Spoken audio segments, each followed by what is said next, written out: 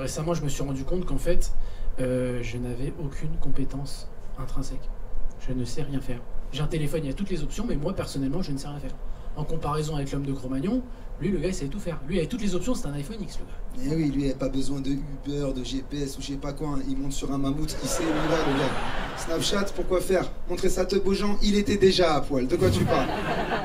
Pas la peine. De toute façon, moi, je suis comme lui. Aujourd'hui, j'ai plus de batterie, je suis fragile. À l'époque, construire un abri, trouver de la bouffe, faire du feu. Ça s'appelait le quotidien.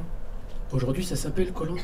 Tu te rends compte, ça veut dire survivre dans mon propre environnement, c'est devenu un concept d'émission télé. Ça va être quoi dans 10 ans? Survivor. Comment ces 15 individus vont-ils survivre dans cet appartement?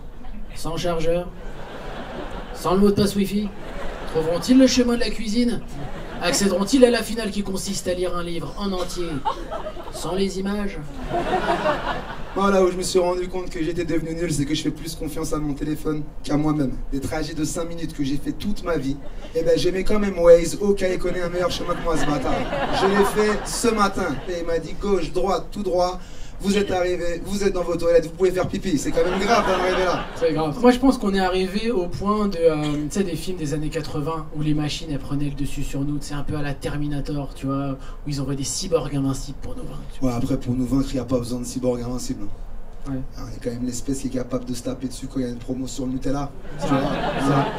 Que les cyborgs, pas la peine, du sucre, de l'huile de palme, je suis chaud, moi j'ai la garde, je m'en fous. Attention. Ce qui montre qu'aujourd'hui c'est la fin de notre civilisation, c'est quand tu regardes les réseaux sociaux. Et toutes les semaines t'as un nouveau challenge là, tu sais. Bucket challenge, là c'était 10 years challenge récemment là. Et comme des moutons, on le fait tous. Moi j'ai une idée.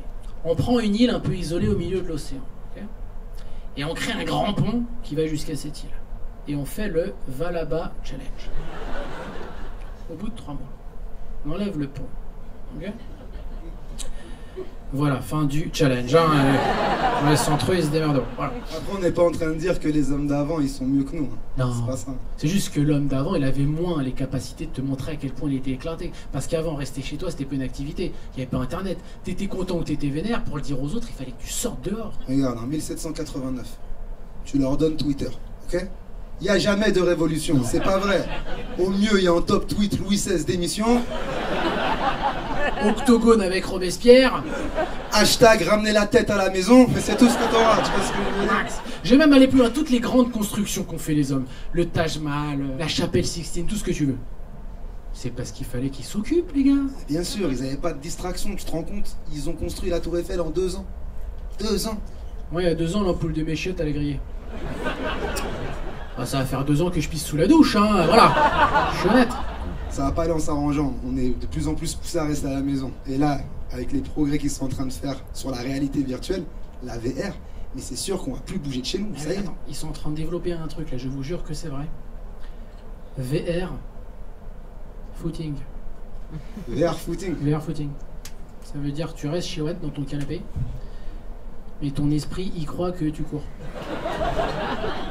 Ah donc t'auras toujours un gros bide mais t'auras bonne conscience. C'est ça. Alhamdoulilah, je viens de faire 15 bornes, tout va bien. C'est peut-être ça la solution en vrai, que chacun construise sa propre réalité. Bien sûr, tu vois par exemple VR vegan. Un monde où il n'y a pas besoin de viande. VR écolo. Un monde où il n'y a pas besoin de voiture. VR Jawad. Un monde où il n'y a pas besoin de cerveau. Tu vois, genre, t'es en automatique, c'est bon.